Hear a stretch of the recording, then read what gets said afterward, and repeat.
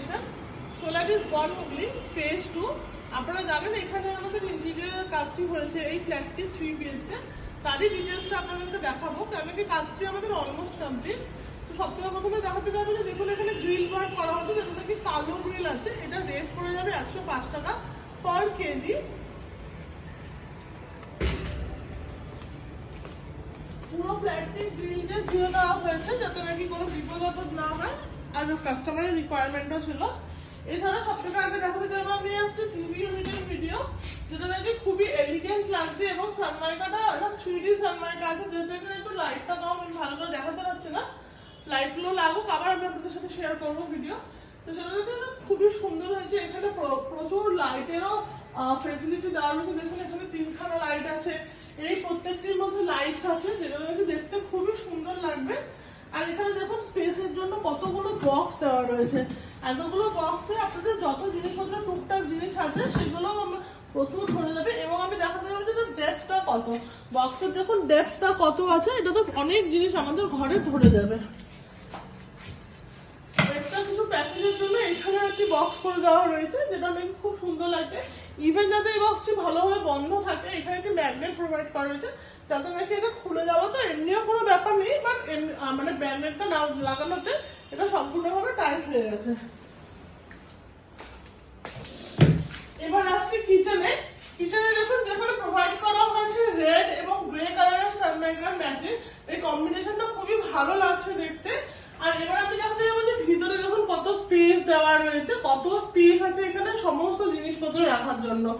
এই যে জায়গাটা আছে, এই পাইপটা কাস্টমারের রিকোয়ারমেন্ট ছিল, তাই জন্য এটা বাইরে দিয়ে দেওয়া হয়েছে। তাহলে এই পাইপটা ইউজুয়ালি আমরা ভিতর দিয়ে দিই, বাট যেহেতু কাস্টমারের রিকোয়ারমেন্ট ছিল এটা আমাদের এখানে বাইরে দিয়ে দেওয়া হয়েছে।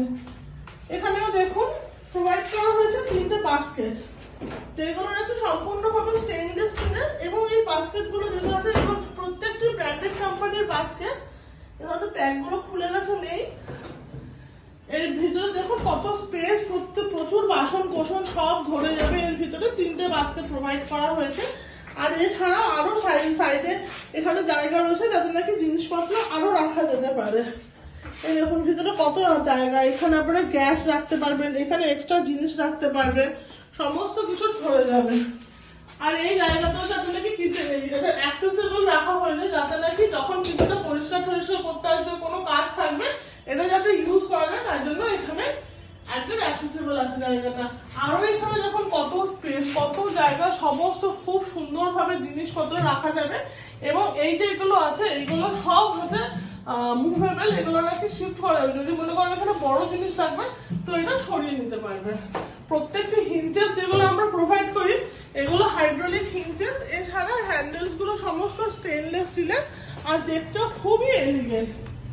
এরপরে আসবো বেডরুমের দিকে। এটি হচ্ছে মাস্টার বেডরুম। দেখুন এখানে কত সুন্দর একটি সানমাইকা প্রোভাইড করা হচ্ছে। এটা স্ট্রাকচার সানমাইকা আছে, কাছে আসলে বোঝা যাবে যে স্ট্রাকচার সানমাইকা আছে। দেখুন ভিতরে কত স্পেস, প্রচুর জিনিসপত্র রাখা যাবে, প্রচুর তাক দেওয়া হয়েছে। এছাড়া ড্রয়ারও প্রোভাইড করা হয়েছে যাতে নাকি জিনিসপত্র রাখা যেতে পারে। এইটি একটি ড্রয়ার আছে এবং এটা আছে একটি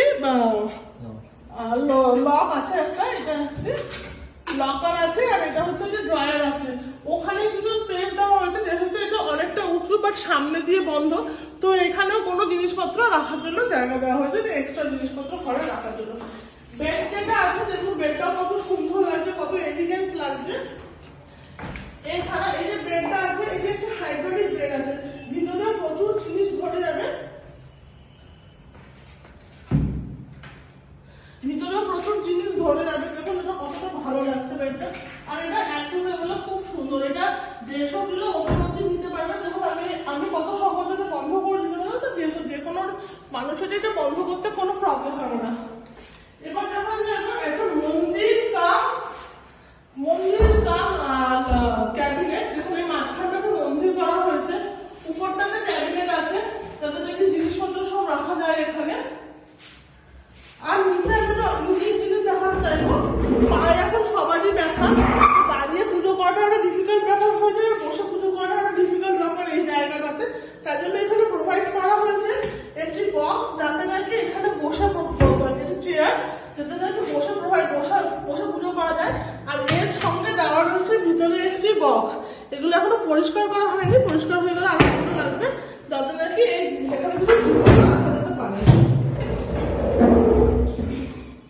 তারই সঙ্গে সাইডে যাওয়ার রয়েছে দুটো আলো স্পেস, যেখানে নাকি ঠাকুরের জিনিসপত্র সমস্ত কিছু রাখা যেতে পারবে। এরপরে আমি চলে যাবো থার্ড রুমে,